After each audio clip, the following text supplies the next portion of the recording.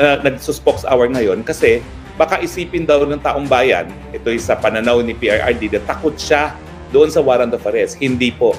Ang sabi niya, kung ang warrant of arrest ay galing sa International Criminal Court, haharapin ko sila, pero hindi ako magpapahuli ng buhay.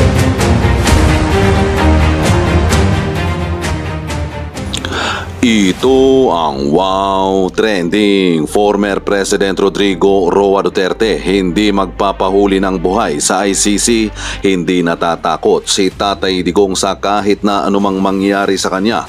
Matanda na ako pero lalaban ako, pero hindi ako magpapahuli ng buhay. Ayon pa sa PNP na kung mangyari man na may lalabas na warrant of arrest laban kay Tatay Digong ay hindi daw nila ito isi-serve kay former President Rodrigo Roa Duterte dahil nga hindi na miyembro ang Pilipinas sa ICC.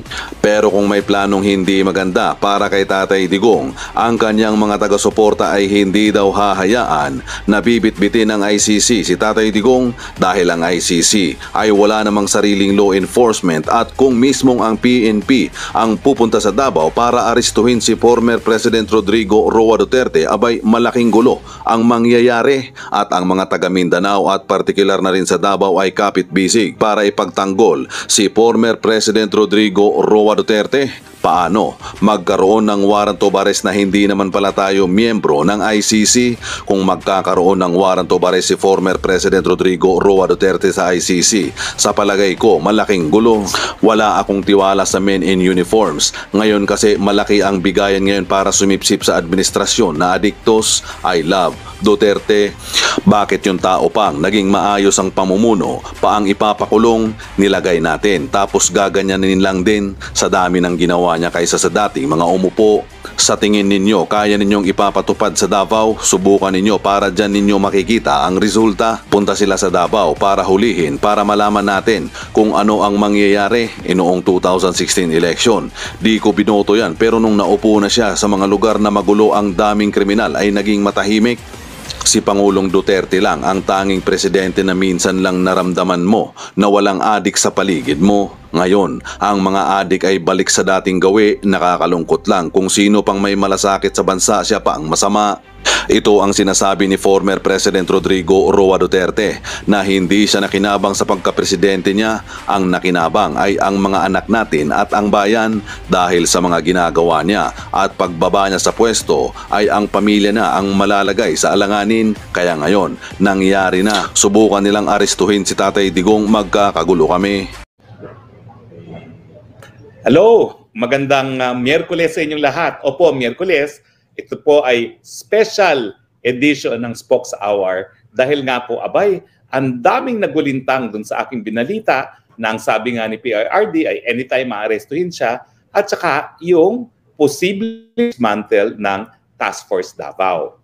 So, kaya po tayo naging Spokes Hour para linawin. Unang-una, binibigyan po ng kumpirmasyon na sinabi talaga sa akin yan ni dating Presidente Rodrigo Roa Duterte na anytime pwede siyang arestuhin.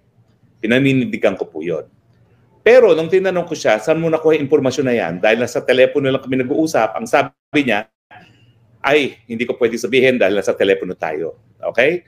Pero siguro naman, naniniwala kayo na dahil siya dating presidente, ang dami niyang sources of intel. No? So ako, hindi ako nagdududa kapag nanggaling sa bibig mismo ni dating presidente na may banta na siya arestuhin.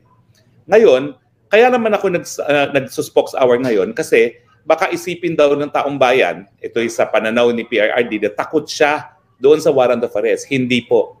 Ang sabi niya, kung ang warrant of arrest ay galing sa International Criminal Court, haharapin ko sila, pero hindi ako magpapahuli ng buhay. 80 years old na ako, okay na ako. So wag po kayo mag-alala ha. Hindi po sa natatakot ang Presidente Rodrigo Roa Duterte kung meron ng warrant of arrest laban sa kanya. Hindi siya magpapabuhay na magpapaaresto ng buhay. Malinaw po yan. 80 years old na raw siya matapos lumabas yung balitang yan. Abay, ang PNP nag-issue na ng statement. Hindi daw nila isi-serve ang warrant of arrest ng ICC dahil hindi na nga tayo miyembro ng ICC, na posisyon din namin.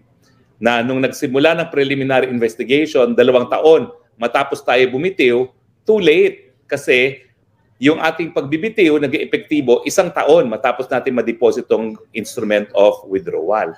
2 years sila nagkuha ng permiso para mag-preliminary investigation. Too late the hero, natulog sa kangkungan.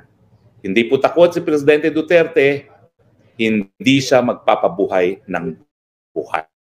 Hindi siya magpapahuli ng buhay. Ano ba? Hindi magpapabuhay ng buhay. Hindi po siya magpapahuli ng buhay. 80 anyos na siya, okay na siya. Malinaw po tayo dyan. Ngayon, lilinawin ko rin po, nung aking siniwalat na posibleng pag-dismantle sa Task Force Davao, yung impormasyon na yan, hindi po galing kay PRRD. At hindi ko po sinabi na utos yan ni PBBM. Yan po yung impormasyon na nakuha ko sa isang very well-placed na informant na taga-Armed Forces of the Philippines din. Okay? So, nag-issue po ng statement, hindi lang statement, ng video ang Chief of Staff, si General Browner, at saka yung tagapagsalita ng Armed Forces of the Philippines na wala raw katotohanan yan. Well, nagagalak naman po ako na walang katotohanan yan.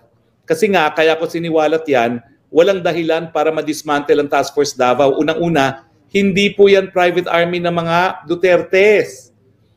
Ang Task Force Davao po ay isa sa pinaka-epektibong paraan para makontra mga terorista at iba pang security threat, hindi lang sa Davao, kundi sa buong Mindanao.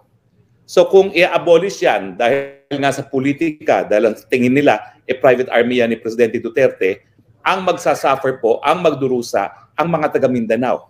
Makokompromisa po yung kapayapaan sa Mindanao. Mantakin niyo po ha, napakatahimik ng Davao. And yet, katabi niyan, ang BARM, ang Maguindanao. Nasa gitna po yan nung talagang magugulong mga probinsya.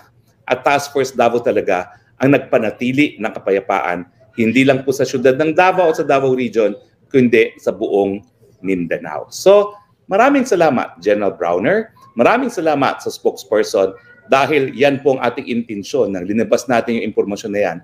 Hindi po dapat matuloy ang pagdidismantle ng Task Force Davao. Hindi po yan private army ng mga Duterte. Yan po ay para sa seguridad ng mga taga Davao at taga Mindanao. So yun lang naman po ang pakay natin sa ating Special Spokes Hour. So, meron ba tayong mga komento? Tignan po natin ang mga komento natin at talaga naman pong napaka-disturbing nito mga balitang ito. Vicente Esplana, good evening, Attorney H. Roque, tama lang yan na siniwalat nyo sa balak kay Attorney Roque, mas mainam na lang na mauna kaysa mabulaga tayo. Well, alam na po natin yan. So wala na po tayong mabubulaga ha. Salamat po sa mga kapulisan na nagsabing di nila isuserve ang warrant of arrest ha. Pero meron pa pong mga po pwede mag-serve ng warrant of arrest. NBI, hukbong sa datahan ng Pilipinas. Okay? Kim Yu, di matakot si Tatay Digong, kasama mo po ang taong bayan. Yun nga po. Yan ang naging leksyon ng siniwalat ko yan. Grabe ang naging pag-alala at pati paggalit ng taong bayan. Recu Dems, good evening, Attorney Harry. Naniniwala po ako sa inyo, Attorney. Ang magagawa ko po, ipagdasal na maintim si Tatay Digong. Mahal po namin siya, kaming mga OFW. Salamat po, Recu. Aba, miski hindi tayo regular hours, maraming mga nagkokomento. Bahar Angela, Spokes, narinig ko na interview si PRD, ang isang media man sa Davao kay Randy at di nga siya takot at ayaw niya magpahuli ng buhay. Nabanggit niya yung Task Force Davao ni PRRD. Opo. Kaya po hindi ako nagsalita kagabi kasi may nagsabi sa akin na mag-issue ng statement sa PRRD. Tapos kanina umaga, hindi raw natuloy, magsalita na ako. So nag-issue po ako ng statement. Pero dahil napaka-toxic po ng araw nito, ngayon lang ako nakapag-Spokes Hour. Bahar Angela, Spokes, narinig, ayan, tapos na po yan. Nabasa ko na si Bahar. Okay?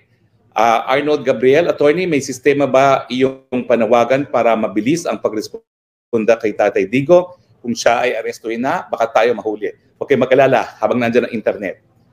Kung kinakailangan ng tulong, magtatawag po tayo ng tulong. Kung kinakailangan ng tulong. Dahil wala pong jurisdiction ng ICC, illegal po ang pag-arrest sa kanya kung yan ay ipatutupad.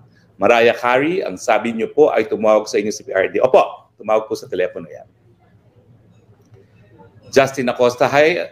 Attorney Harry, pa-shoutout naman yung kasama ko na nanonood, si Ice Wallow Cam. Hello, Ice Wallow Cam. Okay. Uncle Lau, asa ng mga Pinklawan at NPA na laging nagwewelga, bayad na ba sila ng PCSO? O nga po, nakapagtataka, pati sa pirma, tahimik na tahimik ang mga Pinklawan. Ang duda ng marami, at may posibilidad din po dahil merong kamag-anak incorporated sa loob ng administrasyon, para nagsanib puwersa na. Diba? Kaya tingnan nyo sa korte, pati mga sa korte sa Kongreso, pati yung mga kaliwa, nagsanib puwersa na sila.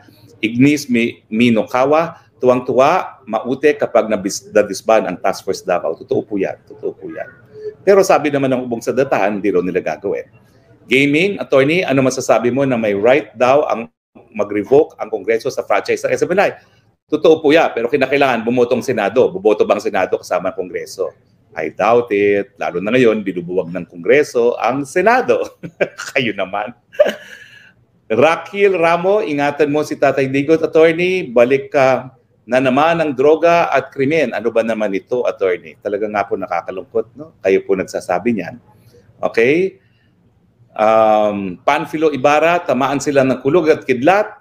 Hindi papayag ang sambayanan Pilipino, dadanak ang dugo, wag sanang mangyari uli ang ginawa kay Ninoy, kaya nagkagulo. Well, talaga pong pag in-enforce nila yung warrant of arrest sa ICC na illegal, magkakagulo po talaga, sinasabi ko na.